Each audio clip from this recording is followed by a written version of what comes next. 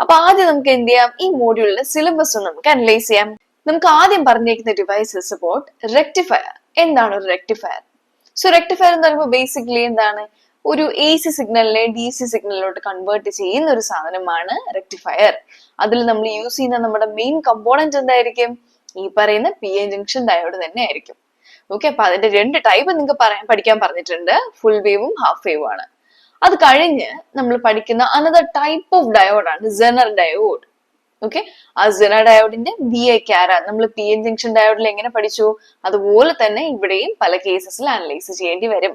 പിന്നെ ഒരു പ്രത്യേകത എന്താണെന്ന് വെച്ചാൽ ഈ സെനർ ഡയോഡ് വർക്ക് ചെയ്യുന്നത് റിവേഴ്സ് ബയസ് കണ്ടീഷനിലാണ്. ഫോർവേഡ് ബയസിൽ സാധാരണ ഡയോഡ് പോലെ തന്നെ ഇരിക്കും. അപ്പൊ അതാണ് സെനർ ഡയോഡ്. അപ്പൊ അതിന്റെയും നമുക്ക് എന്ത് പഠിക്കണം? VI ക്യാര നമ്മൾ എന്താണെന്നും പഠിക്കും. Okay, voltage current transfer characteristic. അപ്പൊ അതിൽ വരുന്ന രണ്ട് ടൈപ്സ് ഓഫ് ബ്രേക്ക് ഡൗൺ നമ്മൾ പറയും. റിവേഴ്സ് ബയസിൽ വരുമ്പോൾ നമ്മൾ എന്ത് പഠിച്ചു?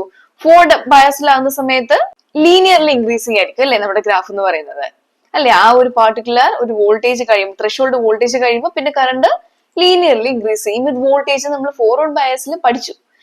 പക്ഷേ in the case of Zener diode എന്ത് പറ്റുമെന്ന് അറിയാവോ? റിവേഴ്സ് ബയസ് കണ്ടീഷനിലാണ് അത് വർക്ക് ചെയ്യിപ്പിക്കുന്നത്. എന്ന് വെച്ചാൽ റിവേഴ്സ് ബയസ് കണ്ടീഷനിൽ ഒരു ബ്രേക്ക് ഡൗൺ വോൾട്ടേജ് ഉണ്ടാവും നമ്മൾ പഠിച്ചു അല്ലെ. ആ ബ്രേക്ക് ഡൗൺ വോൾട്ടേജ് എക്സീഡ് ചെയ്താൽ ഒരു റാപ്പിഡ് ഇൻക്രീസിങ് കറണ്ട് ഉണ്ടാവുമെന്നും നമ്മൾ PN ജംഗ്ഷൻ ഡയോഡിൽ പഠിച്ചായിരുന്നു. ആ സെയിം പ്രിൻസിപ്പിൾ തന്നെ ഇവിടെ വരുന്നത്. പക്ഷെ ഇവിടെ ഉണ്ടാവുന്ന break down can be due to 2 different parameters. അതാണ് ഈ പറയുന്ന സെനർ ബ്രേക്ക് ഡൗണും അവലാൻഷെ ബ്രേക്ക് ഡൗണും. ഈ രണ്ട് ബ്രേക്ക് ഡൗൺ, ആ രണ്ട് നമുക്ക് പഠിക്കണം. പിന്നെ വരുന്ന അനദർ ടൈപ്പ് ഓഫ് ഡയോഡ് ആണ് ടണൽ ഡയോഡ്. ഓക്കെ, അപ്പൊ അവിടെയും ടണലിംഗ് എഫക്ട് വെച്ചിട്ടാണ് നമ്മൾ പഠിക്കുന്നത്.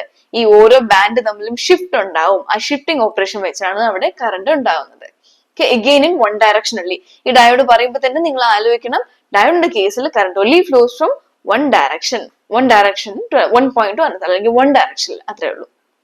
ഓക്കെ, പിന്നെ നമ്മൾ പറയുന്നത് അതിന്റെ കുറച്ച് ആപ്ലിക്കേഷൻസ് നമ്മൾ നോക്കും. പിന്നെ അടുത്ത ആപ്ലിക്കേഷൻ വരുന്നതാണ് ഫോട്ടോണിക് ഡിവൈസസ്. ഫോട്ടോൺ കേൾക്കുമ്പോൾ തന്നെ നമുക്ക് എന്ത് ഓർമ്മ വരണം? ലൈറ്റ്. അതായത് ലൈറ്റ് എമിറ്റ് ചെയ്യുന്ന സാധനങ്ങളും ലൈറ്റിനെ അബ്സോർബ് ചെയ്യുന്ന സാധനങ്ങളുമാണ് നമ്മൾ ഇവിടെ പഠിക്കുന്നത്. മനസ്സിലായോ? ചില ഡിവൈസസ്, അതായത് ഇവിടെ പഠിക്കും നമ്മളൊക്കെ LED. മനസ്സിലായോ? ഈ LED എന്ന് പറയുമ്പോൾ എന്താ? നമുക്കറിയാം, ലൈറ്റ് എമിറ്റിംഗ് ഡയോഡ്. നമ്മുടെ വീടുകളിലൊക്കെ ഉള്ളതാണ് LED. ഈ LED എന്ത് ചെയ്യും? ഒരു ഇലക്ട്രിസിറ്റി കൊടുക്കുമ്പോൾ അത് കറണ്ട് അത് എന്ത് പ്രൊഡ്യൂസ് ചെയ്യും? ലൈറ്റ് പ്രൊഡ്യൂസ് ചെയ്യും, അല്ലെങ്കിൽ ഫോട്ടോൺസ് പ്രൊഡ്യൂസ് ചെയ്യും.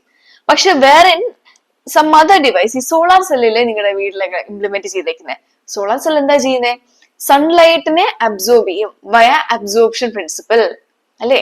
അതായത് ഫോട്ടോൺസിനെ അബ്സോർബ് ചെയ്തിട്ട് അതിനെ ഇലക്ട്രിസിറ്റി ആയിട്ട് കൺവേർട്ട് ചെയ്യും. സോ LED നേരെ